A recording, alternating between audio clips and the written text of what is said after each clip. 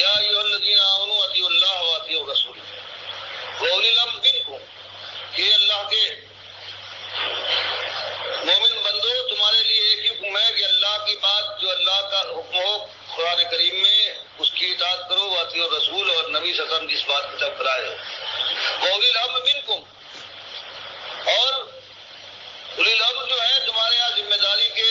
منصب پر جو لوگ مامور ہیں وہ تمہارے اندر سے منکم کی کافر اور مشرک کوئی ایسا آدمی جو ملد ہو وہ اگر بنا دیا جائے تو اس کی اطاعت نہیں ہے۔ ہاں منکم مانے تمہارے مومنوں کے اندر سے، لیکن ان سے اختلاف ممکن ہے، ان سے اختلاف ہو سکتا ہے، کوئی حکم دے اور تم کو اختلاف ہو، نہیں صاحب یہ بات صحیح ہے، اللہ اور رسول سے اختلاف کا موقع نہیں۔ اگر ان سے کسی بات میں اختلاف تھا ہے تمہارے اندر سے مومن ہیں، وہ ذمہ دار بنائے گئے ہیں، فَإِن تَنَازَعْتُمْ فِي شَيْءٍ، اگر تم میں اور اولو الامر میں کوئی تنازع ہو جائے کسی مسئلے میں کہ یہ بات صحیح تم حکم دے رہے ہو، یہ صحیح ہے یہ غلط ہے، فرمایا اس کے بعد فیصلہ یہ نہیں ہوگا کہ وہ اپنی طاقت کے زور میں کہے کہ جو میں کہتا ہوں یہ ہو کے رہے گا، فرمایا مردو، تو اس کو بھی چاہیے اور تم بھی اس مسئلے کو پھیر دو اللہ، اللہ کی کتاب کی طرف، وہ رسول اللہ نبی کی سنت طرف، قیامت تک کے لیے حکم ہے۔ ان کنتم، اگر صحیح معنوں میں تم ہو تؤمنون باللہ والیوم الآخر، اگر تم اللہ کے صحیح بندے ہو اور یہ سمجھتے ہو کہ مالک کے دربار میں قیامت کے دن پیش ہو کر سارے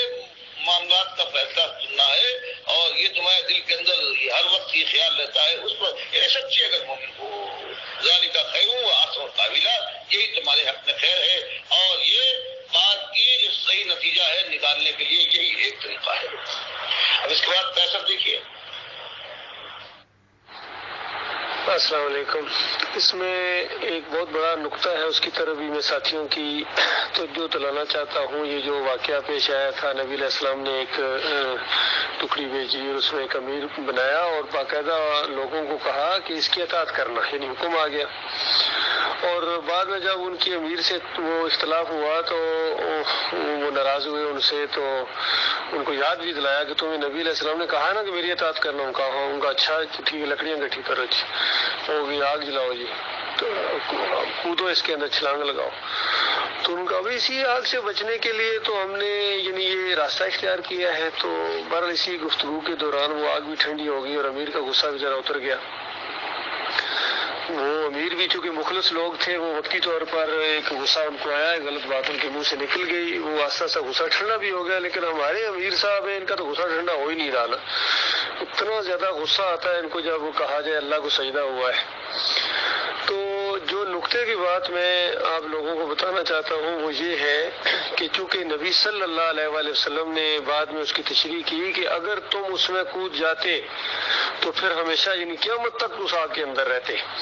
تو اب ذرا غور کریں اس بات کے اوپر کہ بالفرض وہ اس جذبے کے تحت کود جاتے کہ چونکہ نبی علیہ السلام نے ہمیں حکم دیا ہے کہ اس کی اطاعت کرنا، اور ہم جب کودیں گے تو ظاہری بات تھوڑی سی آگ لگے گی، لیکن کوئی بات نہیں کہ نبی کی اطاعت میں ہم اپنی جان دے دیں گے۔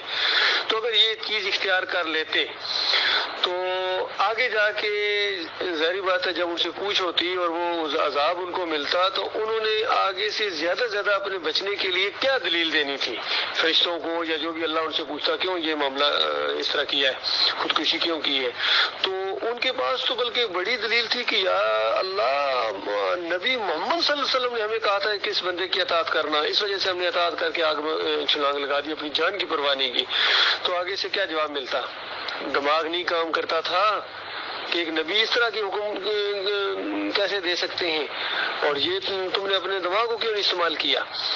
اور چونکہ اگر وہ کود جاتے بالفرض، یعنی میں ایک بس بات سمجھانے کے لیے کہہ رہا ہوں، تو واپس آ کے جو بتایا جاتا نبی علیہ السلام کو کہ اس طرح وہ واقعہ پیش آ گیا اور وہ تو آگ میں جل کے مر گئے،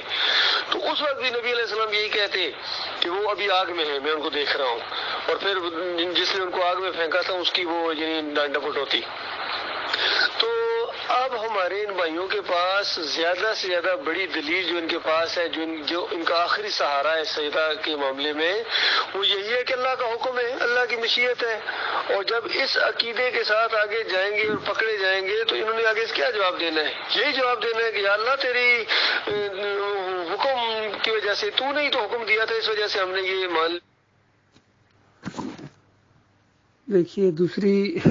بات ان کے پاس جو دلیل ہو سکتی ہے، جب کل یہ پھنس جائیں گے یا ابھی جس چیز نے ان کو مطمئن کیا ہوا ہے وہ یہ کہ امیر جماعت کا حکم ہے، اتنی بڑی جماعت ہے، اس کے امیر ہیں، امیر تنظیم کا جب یہ عقیدہ ہے کہ یوسف علیہ السلام کو سجدہ ہوا ہے تو ظاہری بات ہے مرکزی شورا کا بھی یہ عقیدہ ہے، اور سارے جو صوبے کے امراء ہیں ان کا بھی یہی عقیدہ ہے، سارے جو ضلعی ناظمین ہیں ان کا بھی یہی عقیدہ ہے، تو پھر کس طرح ہم جا کے آگے پھنسیں گے؟ تو ان کے لیے بھی آنکھیں کھولنے کے لیے یہ چیزیں ہیں کہ دیکھو امیر کی اطاعت جو ہے وہ معروف کے اندر ہے، اور اگر کوئی ایسی وہ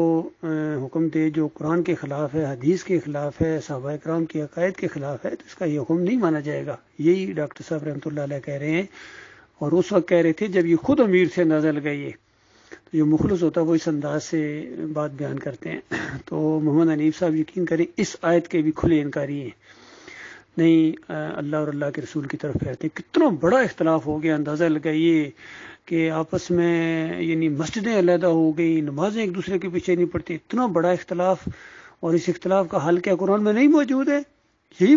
حل ہے کہ دیکھو اللہ اور اللہ کے رسول کی طرف پھیرو۔ تو محمد حنیف صاحب نہیں آ رہے ہیں کیونکہ یہ ڈرتے ہیں کہ اللہ کی طرف اگر پھیرا جائے گا تو قرآن میں تو ہر جگہ آیا ہے کہ تمام انبیاء اللہ کو سجدہ کرتے تھے، سورہ مریم میں بھی آ گیا کہ سارے انبیاء اللہ کے سامنے جھک جاتے تھے، سجدہ اللہ کے سامنے کرتے تھے۔ پھر حدیث کی طرف پھیرو گے، نبی علیہ السلام کی سنت کی طرف پھیرو گے تو وہاں تو بڑے سخت احکامات ہے، سوال ہی پیدا نہیں ہوتا کہ کسی اور کو سجدہ کیا جائے، تو وہاں تو یہ پھنس جائیں گے، تو اس وجہ سے یہ ادھر نہیں لے کے جاتے ہیں۔ باقی جو دوسرے گروہ ہیں وہ بھی جہاں جہاں پھنسے ہوئے ہیں، چاہے یہ دائیو صاحب ہوں، تو ان کو بھی چاہیے کہ اللہ اور اللہ کے رسول کی طرف پھیریں اس مسئلے کو، اور اللہ اور اللہ کے رسول کی طرف پھیریں گے تو یہاں یہ چیز نہیں ملتی ہے کہ اگر کوئی گناہ کا کام کرتا ہے تو وہ کافر مشرک ہو جاتا ہے، نہیں ہے۔ قرآن اور حدیث کا یہ متفقہ فیصلہ ہے کہ گناہوں کی وجہ سے انسان کافر اور مشرک نہیں ہوتا ہے، گناہ گار ہوتا ہے۔ اور پھر یہ یعقوب علی صاحب ہیں، ان کا بھی یہی معاملہ ہے کہ حدیث کے اندر جب یہ چیزیں آ گئی ہیں کہ اگر نبی علیہ السلام نے لکھ دیا تو پھر ہم ظاہری بات ہے پھر ہم اس کو معجزہ مانیں گے، تو دیکھیے یہ حدیث کی طرف رجوع کرنا ہے، یہ نبی علیہ السلام کی سنت کی طرف رجوع کرنا ہے، لیکن وہ بھی ادھر نہیں جا رہے ہیں، تو اس وجہ سے یہ مسئلہ حل نہیں ہو رہا بھائی۔ باقی اگر ذرا سا بھی ان کے اندر اللہ کا ڈر ہو، اللہ کا خوف ہو، اور اس مسئلے کو یہ جتنے اختلافات ہو گئے ہیں یہ سارے چٹکیوں میں حل ہو سکتے ہیں، یقین کیجیے چٹکیوں میں حل ہو سکتے ہیں، خلوص چاہیے۔ تو اگر یہ نہیں آتے ہیں اللہ اور اللہ کے رسول کی طرف تو اس کا مطلب یہ ہے کہ ان کے اندر پھر خلوص نہیں ہے بھائی۔ اللہ تعالیٰ غور و فکر کرنے کی توفیق عطا فرمائے۔